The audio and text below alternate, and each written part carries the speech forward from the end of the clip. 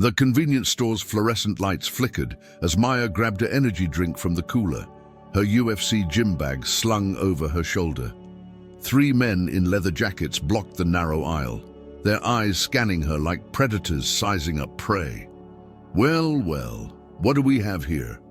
The tallest one stepped closer, his breath reeking of cheap beer. Pretty little thing walking around alone at this hour. Maya's jaw tightened. She'd heard this before, but tonight felt different. These weren't just drunk college kids. These men had the cold stare of people who took what they wanted. "Excuse me," she said firmly, trying to step around them. The second man, sporting a spiderweb tattoo on his neck, grabbed her wrist. "Not so fast, sweetheart. We're just being friendly. Let go of me." Maya's voice carried a warning that made the store clerk look up nervously from behind bulletproof glass. The third man laughed, pulling out his phone to record. "Look at this tough girl act. You think you're some kind of fighter?" They had no idea. Maya twisted her wrist in a motion so fluid it seemed effortless, breaking free and sending spider tattoos stumbling backward into a display of chips. The movement was pure muscle memory, thousands of hours of training compressed into one perfect defensive technique. "You little..." The tall one lunged forward, but Maya had already shifted her weight, her stance low and balanced. "I suggest you walk away," she said, her voice steady despite her racing heart. Instead, they surrounded her. The leader pulled out a switchblade, the metal catching the harsh store lighting. "Nobody disrespects us like that. Time to teach you some manners." Maya's eyes went cold. She thought of her mother's words, "Never start a fight, but always finish it." The first swing came fast, but Maya was faster. She ducked under the blade, drove her elbow into his solar plexus, and swept his legs in one continuous motion. He hit the floor hard, the knife skittering across linoleum. Spider tattoo charged from behind, but Maya spun, caught his arm, and used his momentum to slam him face first into the freezer door. The sound of breaking glass mixed with his scream. The third man hesitated, suddenly realizing this wasn't going according to plan. Maya stepped toward him, her movements predatory now.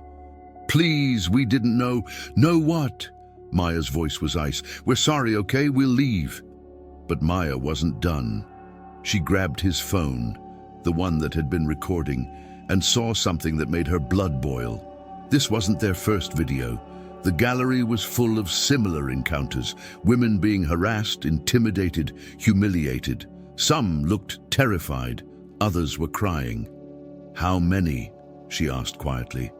How many what? How many women have you done this to?" His silence was answer enough. Maya pocketed the phone and looked at the 3 men, one unconscious, one bleeding from his nose, one trembling against the candy rack. She pulled out her own phone and made a call. "Mom, it's Maya. I need to talk to you about something." 20 minutes later, a black SUV pulled up outside the store. Ronda Rousey stepped out, her expression unreadable as she surveyed the scene through the window. The men were still there, too shaken to leave. The clerk too scared to call the police. "Which ones?" Ronda asked as she entered. Maya pointed. "All 3. But there's more." She showed her mother the phone, scrolling through video after video of harassment, assault, intimidation. Ronda's jaw clenched tighter with each clip. How long has this been going on? Based on the timestamps, at least 2 years. Ronda looked at the men, then back at her daughter. "You handled yourself well. I learned from the best, but this isn't over, is it?" Maya shook her head. "They're part of something bigger. Look at the locations all over the city. This is organized." Ronda studied the videos more carefully. The men wore similar jackets, had similar tattoos, used similar tactics. This wasn't random street harassment. This was systematic predation. "We need to make some calls," Ronda said finally. "To who?" "People who understand that some fights happen outside the octagon." As they left the store, the 3 men finally scrambled to their feet and fled into the night. But they'd made a crucial mistake. They'd targeted the wrong woman's daughter. The next morning, Maya sat in her mother's home gym, ice on her knuckles, watching Ronda work the heavy bag with methodical precision. Each strike was calculated, controlled, devastating. "Tell me about the gym," Ronda said between combinations. "What about it? You've been training there for 3 years. You know the fighters, the trainers, the people who come and go?" Maya nodded. "It's not just a gym, Mom. It's a community." "Good, because we're going to need help." Ronda stopped hitting the bag and turned to face her daughter. "Those men last night, they're not going to just disappear. They'll regroup, probably come back harder. And if they're part of something bigger, you think they'll target me again?" "I think they'll target any woman they think they can intimidate. But now they know you can fight back. That makes you dangerous to them." Maya understood. In revealing her skills, she'd painted a target on her back, but she'd also sent a message. "So what do we do?" Ronda smiled, and it wasn't entirely pleasant. "We do what fighters do. We prepare, we train, and when they come, because they will come, we're ready." "Just us?" "Not just us. Remember what I said about people who understand fights outside the octagon?" Maya raised an eyebrow. "Your gym friends are about to get very busy." That afternoon, Maya returned to Iron Will MMA, the converted warehouse where she'd trained since moving to Los Angeles. The familiar smell of sweat and determination hit her as she walked through the door. "Maya!" Danny, the head trainer, called out from across the mat. "Heard you had some excitement last night." Word traveled fast in the fighting community. Maya wasn't surprised. "Something like that." "Your mum called. Said you might need some backup training." Maya looked around the gym. The usual suspects were there. Marcus, the heavyweight with hands like sledgehammers. Sophia, the Brazilian jiu-jitsu specialist who could choke out men twice her size. Tommy, the former Navy SEAL who taught the self-defense classes. "What kind of backup training?" Danny grinned. "The kind that doesn't happen in the ring." Over the next week, Maya's training intensified, but it wasn't just about fighting techniques anymore. Marcus taught her urban awareness, how to spot threats before they materialized. Sophia showed her pressure points and submission holds that could end a fight in seconds. Tommy covered escape routes, improvised weapons, and tactical thinking. "You're not just learning to fight," Tommy explained during a late-night session. "You're learning to wage war." War seems like a strong word. Is it? Those videos on that phone. How many women were hurt? How many were too scared to fight back? How many never reported it because they knew nothing would happen? Maya had been thinking about that. The police had been notified, but the men had disappeared. No arrests, no consequences, just 3 more predators back on the street. "So, what's the plan?" Tommy smiled. "Your mum didn't tell you?" "Tell me what?" "We're going hunting. If you're enjoying this intense story and want to see how Maya and Ronda's underground war unfolds, make sure to hit that subscribe button and ring the notification bell so you don't miss what happens next. Drop a comment below. Do you think Maya made the right choice fighting back? Your engagement helps us bring you more incredible stories like this one. The hunting began subtly. Maya started frequenting the areas where the harassment videos had been filmed, but she wasn't alone. Marcus would be at a nearby coffee shop. Sophia would jog past at regular intervals. Tommy watched from rooftops and alleyways. They were building a map of predator behavior. "Pattern recognition," Ronda explained during one of their strategy sessions. "These men aren't random. They have territories, schedules, preferences." Maya studied the surveillance photos they'd gathered. They target women alone, usually between 8 p.m. and midnight, always near escape routes. "Smart predators," Tommy added. "They've done this before, which means they'll do it again." The breakthrough came on a Thursday night. Maya was walking past the same convenience store where it all started when she spotted familiar leather jackets. Not the same 3 men. These were different, but the jackets were identical, down to the patches and placement.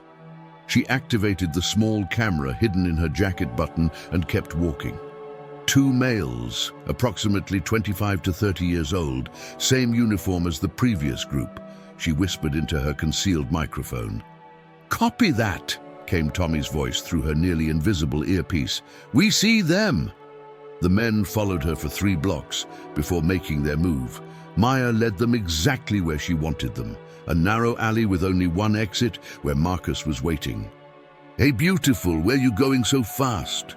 Maya turned, her expression carefully crafted to show just the right amount of fear.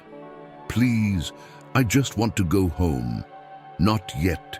We need to have a conversation about respect." One of them pulled out a phone, just like before. But this time, Maya was ready. The fight lasted exactly 37 seconds. When it was over, both men were unconscious, and Maya had their phones, wallets, and a very interesting business card that had fallen from one of their pockets. "Apex Entertainment," she read aloud, as Marcus zip-tied the unconscious men. "What do you think that is?" "Nothing good," Marcus replied, "but we're about to find out." The address on the business card led them to a warehouse in an industrial district that most people avoided after dark. From the outside, it looked abandoned. But the expensive cars parked in the shadows told a different story. "Underground fighting," Sophia suggested as they surveilled the building. "Worse," Tommy said, studying the security cameras and guard positions. "Look at the clientele." Well-dressed men and women were entering through a side door, but Maya noticed something else, young women being escorted in, who didn't look like they wanted to be there. "We need to get inside," Maya said. "Too dangerous," Ronda replied through their comms. "We don't know what we're dealing with." But Maya was already moving. She'd spotted something that changed everything. One of the women being forced inside was barely 18 and she was crying. "Maya, stand down." Tommy's voice was urgent. "Negative. There's a girl in trouble." Maya approached the building from the blind spot they'd identified, using skills Tommy had taught her to avoid the security cameras. The side door was guarded, but there was a loading dock that seemed less monitored. She slipped inside and immediately understood why the place was so well guarded. This wasn't just underground fighting, it was something much darker. The main floor had been converted into a fighting arena, but the fights weren't consensual. Women were being forced to fight each other, while wealthy spectators placed bets. The losers faced consequences that Maya didn't want to imagine. She activated her camera and started recording, but a hand grabbed her shoulder. "Lost, sweetheart?" Maya spun to face a security guard twice her size. Behind him, she could see more guards approaching. "I think I took a wrong turn," she said, playing helpless. "I think you did too. But don't worry, we'll find a place for you." That's when Maya realized the horrible truth. This wasn't just about harassment on the streets. The men who targeted her were recruiters, finding women to feed into this underground fighting ring. And now she was trapped inside. The guard reached for her arm, but Maya was done pretending to be helpless.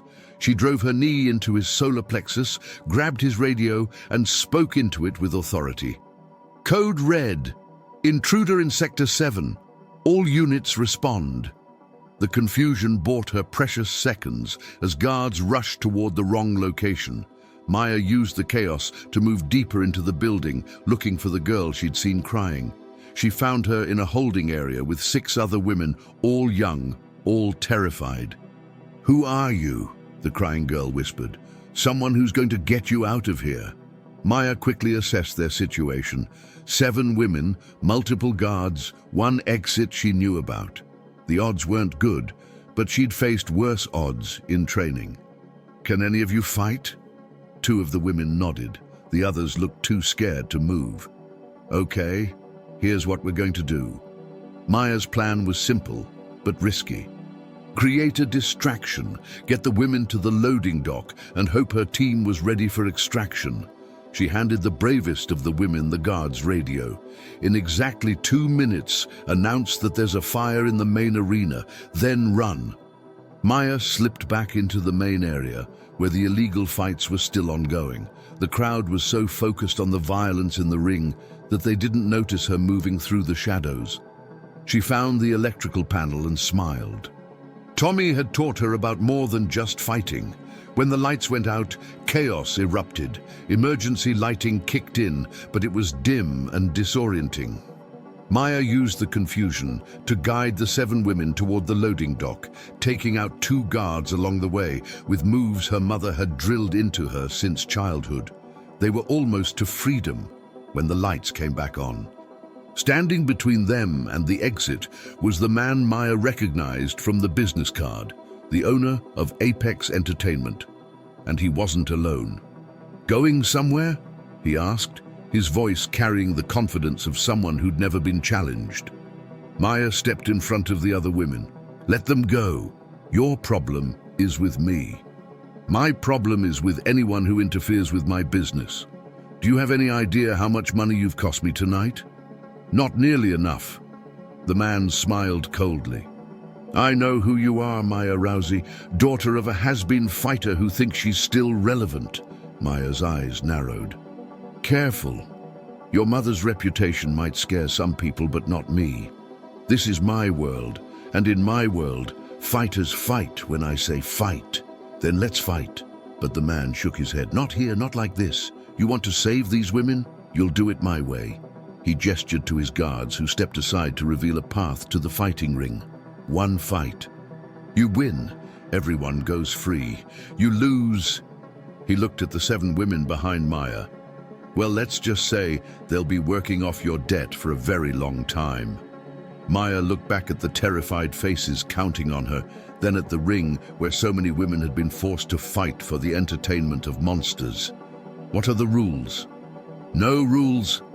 Fight until one of you can't continue." Maya stepped toward the ring, but the man held up a hand. "Oh, and Maya, your opponent isn't some scared girl we picked up off the street." A door opened on the far side of the arena, and Maya's blood ran cold. Walking toward the ring was a woman she recognized from underground fighting videos. Katya Volkov, a former Russian military combatives instructor who'd been banned from professional MMA for excessive violence. She was undefeated in underground fights, and she'd never shown mercy to an opponent. "Still want to play hero?" the man asked. Maya looked at the 7 women behind her, then at Katya entering the ring like a predator approaching prey. "Let's do this." As Maya climbed through the ropes, she could hear her mother's voice in her head. "It's not about being the strongest or the fastest. It's about being willing to do whatever it takes to protect the people who can't protect themselves." The crowd fell silent as the 2 women faced each other in the center of the ring. Katya was bigger, more experienced, and had a reputation for ending fights brutally. But Maya had something Katya didn't. She was fighting for more than just victory. She was fighting for justice. The bell rang, and the war truly began. This story is reaching its explosive climax. If you want to see how Maya's fight against Katya unfolds, and whether she can save those 7 women, you absolutely cannot miss the next part. Smash that subscribe button, hit the notification bell, and let us know in the comments. Do you think Maya can defeat a trained killer like Katya? Your support means everything and helps us create more heart-pounding content like this. Don't forget to give this video a thumbs up if you're on the edge of your seat. Katya moved like liquid violence, her first strike coming faster than Maya had anticipated. The Russian's fist whistled past Maya's ear as she barely managed to duck, feeling the displacement of air from the missed blow. "You're quick, little girl," Katya said in accented English, her voice carrying the casual tone of someone discussing the weather. "But quick won't save you." Maya circled, keeping her distance, studying her opponent's movement patterns. Katya favored her right side, probably from an old injury, and she telegraphed her power shots with a slight shoulder dip. The crowd was getting restless, wanting blood. Maya could hear the owner shouting encouragement to Katya, promising bonuses for a spectacular finish.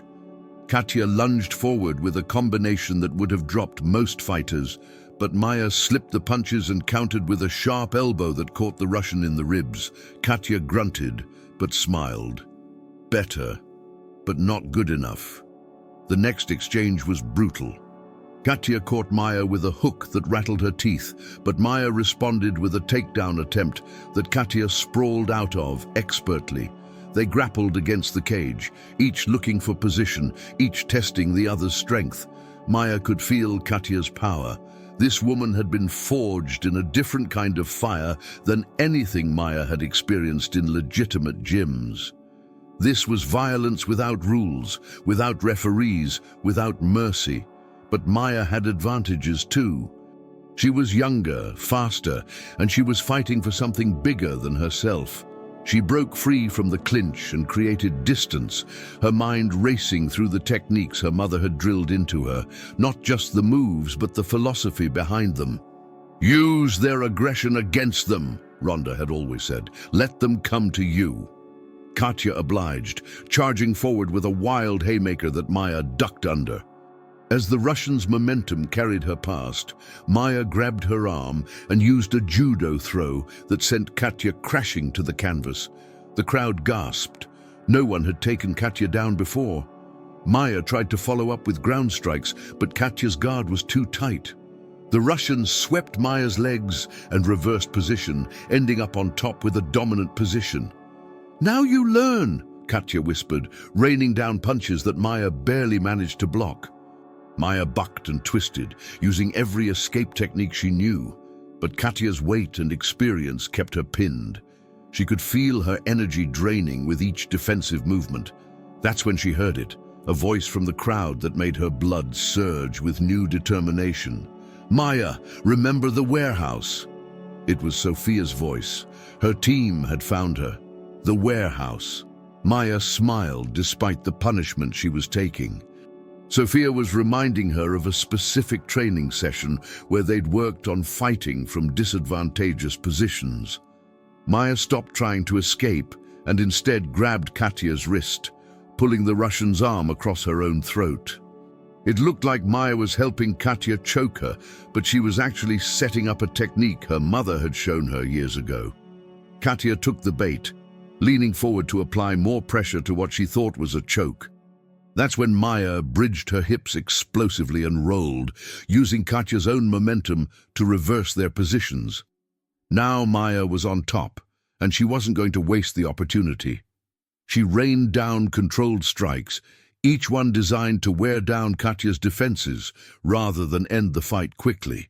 Maya needed Katya conscious but defeated. She still needed information about this operation. Katya tried to buck Maya off, but years of grappling training had given Maya an unshakable base. She transitioned to a submission hold, wrapping her arm around Katya's throat in a rear naked choke. "Tap out," Maya whispered. "It's over." But Katya was too proud, too conditioned to never surrender. She clawed at Maya's arms, trying to break the hold, her face turning red as the blood flow to her brain decreased. Maya didn't want to put Katya to sleep, but she would if necessary. The 7 women counting on her were more important than Katya's pride. Finally, Katya's struggles weakened, and she tapped frantically against Maya's arm. Maya released the hold immediately and stood up, looking at the stunned crowd. The owner's face was a mask of rage and disbelief. "The deal was one fight," Maya called out, her voice carrying across the silent arena. "I won. They go free." "The deal's off," the owner snarled, pulling out a gun. "You think I'm going to let you walk out of here after what you've seen?" That's when the lights went out again. But this time, it wasn't Maya's doing. Emergency lighting revealed figures rappelling through skylights, Tommy and his team moving with military precision. Smoke grenades filled the arena as chaos erupted. Maya used the confusion to reach the 7 women, herding them toward the loading dock as gunfire erupted around them. She could see muzzle flashes in the smoke, hear Tommy's team coordinating their assault through her earpiece. "Maya, this is Ronda. Are you clear?" "Almost. 7 civilians with me, heading to extraction point. Copy. We have vehicles waiting." Maya pushed the women through the loading dock door and into the night, where Marcus was waiting with 2 vans. As they loaded the rescued women, Maya could hear the battle continuing inside the warehouse. We need to go, Marcus urged. Police response time in this area is 4 minutes, and we're already at 3. Maya hesitated. What about Tommy's team? They'll extract separately. That was always the plan. As they drove away, Maya could see flames beginning to lick at the warehouse windows. Whatever evidence had been inside was being systematically destroyed. But they had the 7 women, and Maya had recorded enough on her hidden camera to expose at least part of the operation. The safe house was a nondescript apartment building in a middle-class neighborhood. Maya helped the rescued women inside, where a team of counselors and medical personnel were waiting. "Thank you," the crying girl from earlier said, grabbing Maya's hand. "I thought I was going to die in there." "What's your name?" Maya asked gently. "Jessica. I'm 18. I was walking home from work when those men grabbed me." Maya's jaw tightened. "How long were you there?" 3 days. They said I had to fight or—" Jessica shuddered. There were other girls who refused. We never saw them again. Maya squeezed Jessica's hand. "You're safe now, but I need you to be brave a little longer. Will you talk to some people about what you saw?" Jessica nodded. "If it helps stop them from hurting other girls." Over the next hour, Maya listened to stories that made her sick. The operation was bigger than they'd imagined. Multiple locations, hundreds of victims, connections to human trafficking networks across the country. "This isn't over," Ronda said when she arrived at the safe house. "We hurt them tonight, but we didn't destroy them." "Then we keep fighting," Maya replied. "It's not that simple. These people have resources, connections. They'll come after us." Maya looked at Jessica and the other survivors, all of them young women who'd been targeted simply for being vulnerable. "Let them come." Tommy arrived an hour later, his team intact but carrying troubling news. "We got most of the computer equipment before the fire destroyed everything," he reported. "But what we found isn't good."